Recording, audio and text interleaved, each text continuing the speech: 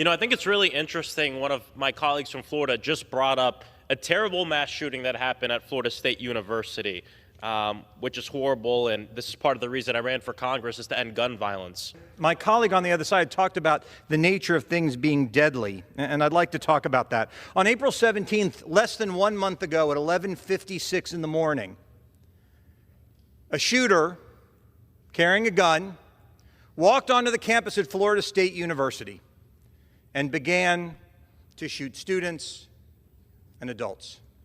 A gun crime that we would all agree was horrific.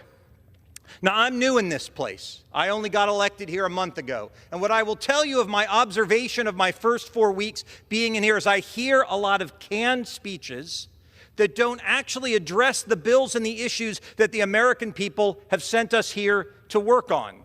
And I think it's why we may be held to some degree in such low regard. But on this shooting at 11:56 on April 17th, 7 people were shot. 5, fortunately, were not killed. We only know one of them. She was a graduate student. The other names have not been released. But in that shooting, 2 were killed.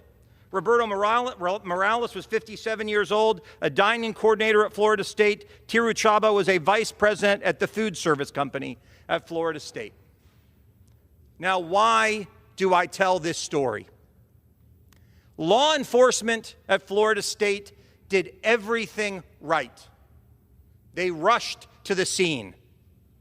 They subdued the shooter. And you know how long it took them to do that? It took them 4 minutes, the amount of time that I will speak here today. In those 4 minutes, with law enforcement doing everything, 7 people were shot, 2 were killed. Now, H.R. 2243 would say that if any one of them was a retired or an off-duty law enforcement officer, they could have protected themselves. Because the fact of the matter is, when these horrific things happen, it will take law enforcement time to get there. And the only way for you to defend yourself is for you to do it. But he brought up this shooting. I thought it was interesting because he left out one of the most important parts. He brought up that he never wants to see one of these shootings happen again, but he left out how the shooter got his gun.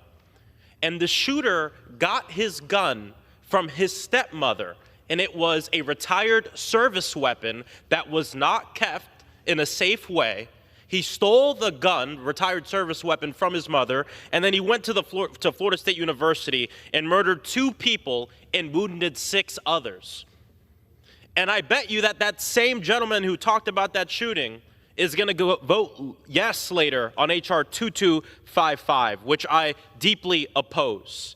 Just a month later, after this former service weapon was used to carry out a mass shooting and kill people at Florida State University, Republicans here in Congress are pushing the Federal Law Enforcement Service Weapon Purchase Act, which would flood the gun market with even more former service weapons without any additional precautions. 0 safe storage, 0 background checks.